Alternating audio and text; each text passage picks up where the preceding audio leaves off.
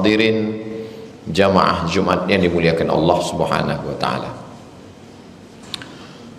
Orang-orang barat yang katanya tidak bertuhan, hanya percaya kepada materi saja, yang bisa dipegang, disentuh, ditangkap dengan panca indera, dilihat oleh mata, dirasakan dengan indera. Ternyata mereka juga diam-diam percaya kepada yang tidak tampak oleh mata.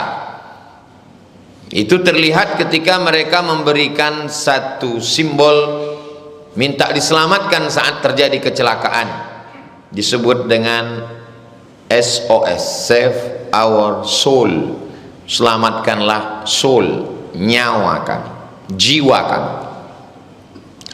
Nenek moyang orang Nusantara sebelum Islam datang ke negeri ini juga ternyata sudah percaya kepada yang tidak tampak oleh mata, bukan badan, bukan tulang, bukan daging. Maka mereka menyebutnya, tertulis dalam lagu kebangsaan bangsa Indonesia, bangunlah jiwanya, bangunlah badannya. Ada badan yang zahir, ada jiwa yang batin.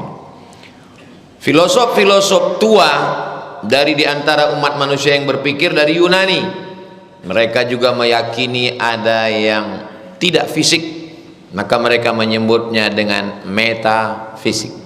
Fisik, tubuh, nampak, badan, zahir, tapi di balik itu ada yang disebut dengan metafisik.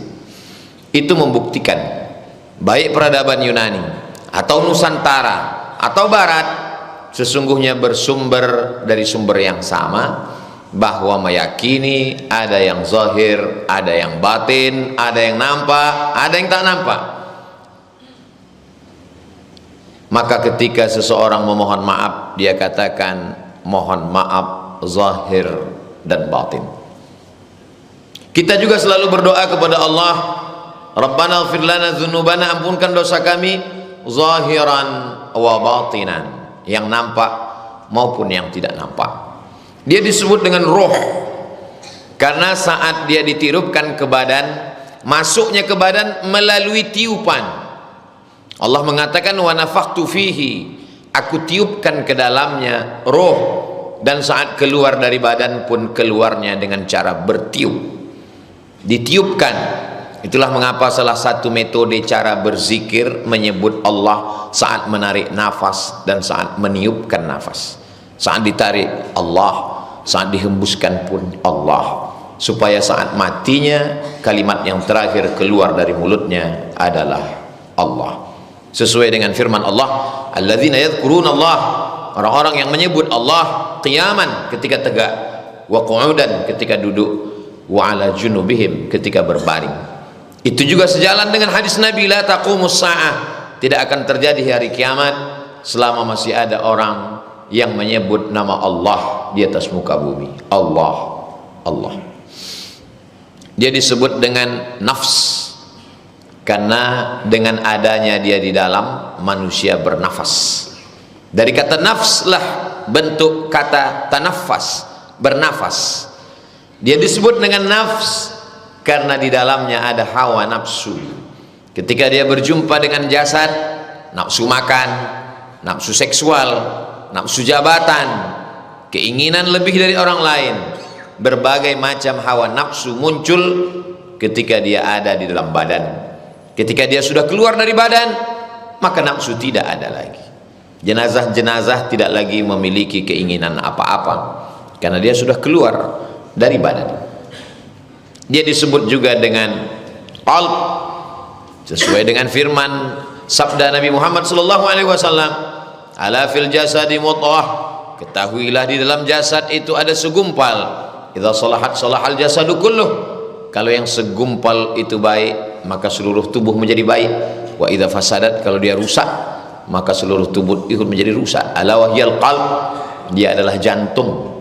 Sebagian mengatakannya hati, lalu kemudian sebagian mengkombinasikan antara keduanya, jantung hati, karena dua-duanya amat sangat berfungsi pada tubuh.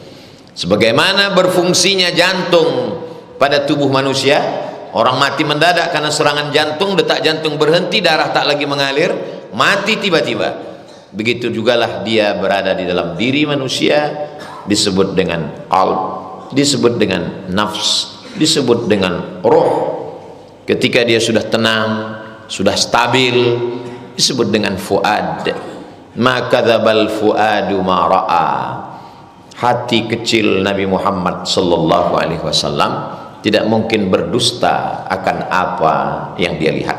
Kita selalu diajarkan doa, ya muqallibal qulub, engkau yang membolak-balikkan hati, tsabbit qulubana, kokohkan hati kami ala dinik, dalam agamamu, wa ala ta'atik, dalam ketaatan kepadamu. Karena memang sifatnya yang berbolak-balik. Yusbihu mu'minan, pagi beriman, wa yumsi kafiran, petangnya menjadi kafir. Berapa banyak orang yang nampaknya baik berubah menjadi tidak baik karena keadaan, karena situasi, karena kondisi. Begitulah Allah Subhanahu wa taala menyatakan. Maka ketika seseorang bercermin melihat tubuhnya, wajahnya, dia katakan, Allahumma kama hassanta khalqi fahassin khuluqi. Sebagaimana sudah kau perbaiki zahirku, kakiku, tanganku, wajahku, telingaku sempurna. Laqad khalaqanal insana fi ahsani taqwim. Maka sempurnakan jugalah batinku. Zahir perlu makan, perlu minum, batin juga perlu. Apa yang diperlukan oleh batin? Ala bidzikrillah tatma'innul qulub. Dengan banyak berzikir, mengingat Allah, maka hati akan menjadi tenang. Ternyata orang-orang yang tinggal dengan berkecukupan, jiwanya kering, rohnya mati, akhirnya dia hanya menjadi jasad yang bergentayangan di atas muka bumi Allah SWT. Maka angka bunuh diri meningkat, stres dan depresi. Karena kata Nabi SAW, mathalul ladzi yadhkuru rabbahu wal ladzi la yadhkuru rabbahu kamathalil hayy wal mayyit. Perumpamaan orang yang mengingat Allah, yang mengaitkan batinnya dengan Allah, seperti orang yang hidup dan orang yang mati. Ketika orang putus hubungan dengan Allah, maka saat itu dia sudah mati pada hakikatnya. Maka kita sebelum matahari terbit sudah diazarkan untuk menyebut nama Allah, mengumandangkan azan subuh. Kata Nabi, Allahumma barik li ummati fi bukuriha. Orang yang paling besar berkah hidupnya, orang yang paling awal hidupnya, awal harinya, cepat bangunnya. Langsung dia hubungkan dirinya dengan Allah, connecting tidak putus. Alhamdulillahilladzi ahyana ba'da ma amatana wa ilaihin nusyur. Kapan hubungan dengan jasad, ruh dengan batin, zahir dengan batin ini putus? Ketika sampai masa dalam bahasa Arab disebut dengan ajal. Idza jaa ajaluhum, kalau ajal masa itu tiba, la yastakhiruna sa'atan, tidak dapat ditunda walau sesaat, wala yastaqdimun, tidak pula dapat dimajukan walaupun sesaat. Apa kata orang Melayu? Mumbang jatuh, kelapa pun jatuh. Tidak menunggu kelapa tua, kelapa muda, bahkan mayangnya pun berserakan jatuh. Begitulah Allah Subhanahu wa taala. Untuk apa dimasukkan ruh ini ke dalam jasad? Bertanya sebagian manusia, kenapa mesti ada hidup? Allah menjawab dalam surat Al-Mulk yang selalu dibaca setiap sebelum tidur malam.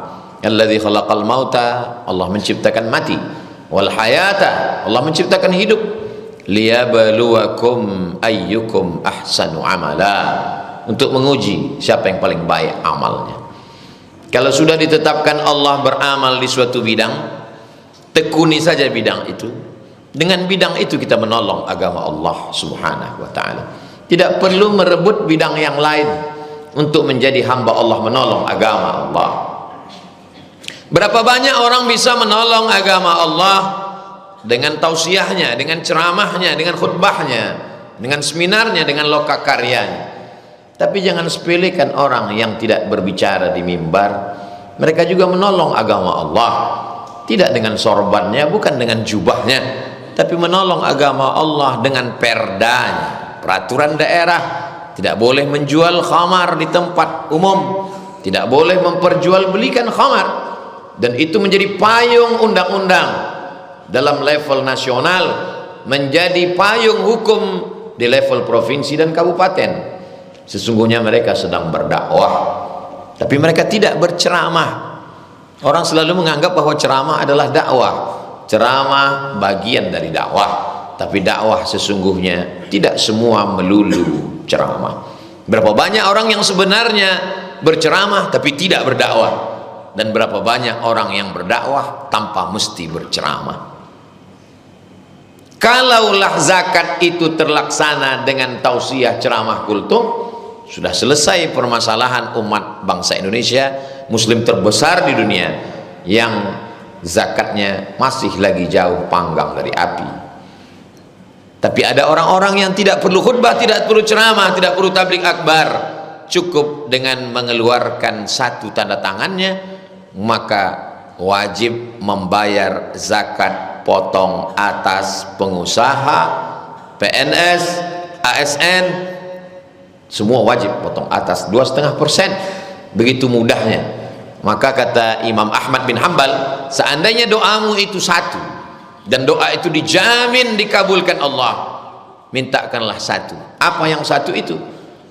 Allahumma rzuqna imaman adila, berikan pemimpin yang adil, karena orang yang adil akan menolong agama Allah, bukan dengan tausiahnya, bukan dengan ceramahnya, bukan dengan khutbahnya, tapi dia menolong dengan kekuasaan yang dititipkan Allah di ujung jarinya. Kita tidak lagi tinggal di negeri Kesultanan Siak Melayu Riau yang dipimpin oleh sultan, semua kekuasaan di ujung jarinya. Setelah kita bergabung dengan Negara Kesatuan Republik Indonesia, kita memilih orang-orang yang menurut zahir, nahnu nakumu bil zawahir, kita menghukum melihat dengan zahir, wallahu yatawallas sarair, hati orang siapa yang tahu. Allah subhanahu wa ta'ala hanya memberikan kita pandangan zahir, yang batin milik Allah subhanahu wa ta'ala. Kita berusaha melihat bagaimana agamanya, bagaimana kejujuran, bagaimana sepak terjang. Setelah itu kita pun beristikharah kepada Allah. Ma nadima man istakhara, tidak akan menyesal orang yang beristikharah. Wa ma khaba man istasyara, tidak akan sia-sia orang yang mau meminta pendapat orang lain. Kalau tidak tahu, fas'alu ahla dzikri, tanya orang yang tahu, in kuntum la ta'lamun. Setelah itu kita pun memberikan suara persaksian di hadapan Allah Subhanahu wa taala. Begitu kata Syekh Yusuf Al-Qaradawi dalam fikih min fiqh daulah, ketika seorang muslim memilih, maka sesungguhnya dia sedang bersaksi di hadapan Allah. Aku bersaksi bahwa orang ini layak mewakili suaraku, bahwa orang ini layak untuk menjadi pemimpinku beberapa tahun ke depan. Begitulah seorang muslim dengan tulusnya, karena semua gerak tangannya, matanya, telinganya akan diminta tanggung jawab. Sudahkah kau dengar baik-baik? Sudahkah kau lihat pandang baik-baik? Sudahkah kau pikirkan baik-baik? Inna sama'a pendengaran, wal basar penglihatan, wal fuad hati dan pikiran, kullu ulaika kana anhu mas'ula, semua akan disoal, semua akan ditanya, semua akan diminta tanggung jawab di hadapan Allah Subhanahu wa taala. Tapi lebih daripada itu bukan kuasa kita. La yukallifullahu nafsan illa wus'aha. Ala adullukum ala akbaril kabair, kata Nabi. Maukah kamu aku tunjukkan dosa terbesar di antara dosa besar? Sahabat semuanya ingin tahu, apa dosa terbesar itu ya Rasulullah? Al-isyraku billah, mempersekutukan Allah. Alhamdulillah, tidak lagi ada orang Melayu yang menyembah batu, menyembah pokok kayu, menyembah sungai. Semuanya bertauhid. Melayu adalah Islam, Melayu adalah Muslim. Bahkan orang yang tidak Islam, ketika Muslim dia disebut masuk Melayu, karena Melayu adalah Islam. Bertauhid kepada Allah Subhanahu wa taala, meyakini Nabi Muhammad SAW sebagai utusan, Rasul, hamba Allah Subhanahu wa taala. Uququl walidain, dosa besar kedua adalah durhaka. Semua umat Islam tahu sayang kepada ayah, kasih kepada ibu. Yang dikhawatirkan dosa terbesar nomor 3, syahadatuz zur, memberikan kesaksian palsu. Hanya karena ar-rashi wal murtashi, disogok, menerima sogok. La'ana Rasulullah sallallahu alaihi wasallam ar-rashi wal murtashi. Rasulullah SAW melaknat orang yang menyogok dan orang yang menerima sogok. Sogok menyogok dilakukan oleh orang yang sholat, tidak seimbang, tidak jalan lurus antara orang yang muslim salat dengan orang yang melakukan sogok suap. Maka dalam hadis dikatakan, man salatuhu lam tanhahu 'anil fahsya wal munkar, siapa yang salatnya tidak mencegahnya dari perbuatan keji dan mungkar, falam yazdad illa bu'dan, maka dia tidak semakin dekat tapi justru semakin jauh dari Allah Subhanahu wa taala. Uang yang haram dibawa pulang ke rumah, dibelikan ke beras berubah menjadi nasi, disuapkan ke mulut, Allahumma barik lana fima razaqtana wa qina adzabannar. Duit itu disentuh oleh lidah. Kata Nabi sallallahu alaihi wasallam, ada orang-orang yang doanya tidak terkabul, mat'amuhu haram, karena makanannya haram, masrabuhu haram, minumannya haram, wa ghudhiya bil haram, diberikan disuapkan makanan haram, anna yustajabulah, apakah mungkin doanya dikabulkan Allah Subhanahu wa taala? Dia masuk ke badan berubah menjadi darah, berubah menjadi daging. Ayyuma lahmin, setiap daging di badan, nabata min haramin, kalau dia tumbuh dari yang haram, fannaru aulabih, maka api neraka akan menjadi tempatnya. Dunia bukan tempat yang baru, dunia tempat yang lama, dunia silih berganti. Yang dulu berkuasa hari ini menjadi rakyat jelata, yang hari ini rakyat jelata boleh jadi besok berkuasa. Tu'izzu man tasha wa tudhillu man tasha. Dunia adalah mimpi, kata Sayyidina Ali, an-nasu niyam, manusia ini semuanya sedang mimpi. Mimpi menjadi orang kaya, mimpi menjadi penguasa, mimpi menjadi orang yang disenangi.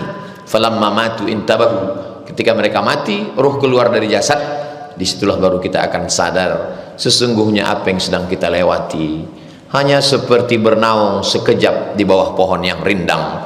Matahari redup, perjalanan pun akan berlalu. Hidup sekejap, tapi resiko yang akan diterima amat sangat lama. Bukankah hidup Fir'aun sekejap? Bukankah hidup Namrus juga tak lama? Tapi azab kubur yang diterima sangat lama. Sampai hari ini dunia belum kiamat. Yang kita pikirkan hanya sejengkal yang akan masuk ke tenggorokan, hanya beberapa saat setelah matahari redup kita pun akan melanjutkan perjalanan, dan perjalanan masih panjang. Masih ada alam barzakh, masih ada sangkakala ditiupkan, masih berdiri di padang mahsyar, masih ada timbangan amal, masih ada titian siratal mustaqim, masih ada hisab, sampai akhirnya kita beristirahat yang sesungguhnya saat bersama dengan Rasulullah sallallahu alaihi wasallam. Ish ma syi'ta, hidup sesuka hatimu, fa innaka mayyit, sesungguhnya kau akan jadi mayat, akan menjadi santapan cacing tanah, yang ditinggalkan hanya kenangan. Manusia mati meninggalkan cerita, meninggalkan kenangan. Harimau mati meninggalkan belang, gajah mati meninggalkan gading, manusia mati meninggalkan cerita, cerita baik atau cerita buruk. Sampai hari ini cerita Musa terus diceritakan, tapi jangan lupa cerita Fir'aun juga terus dikumandangkan.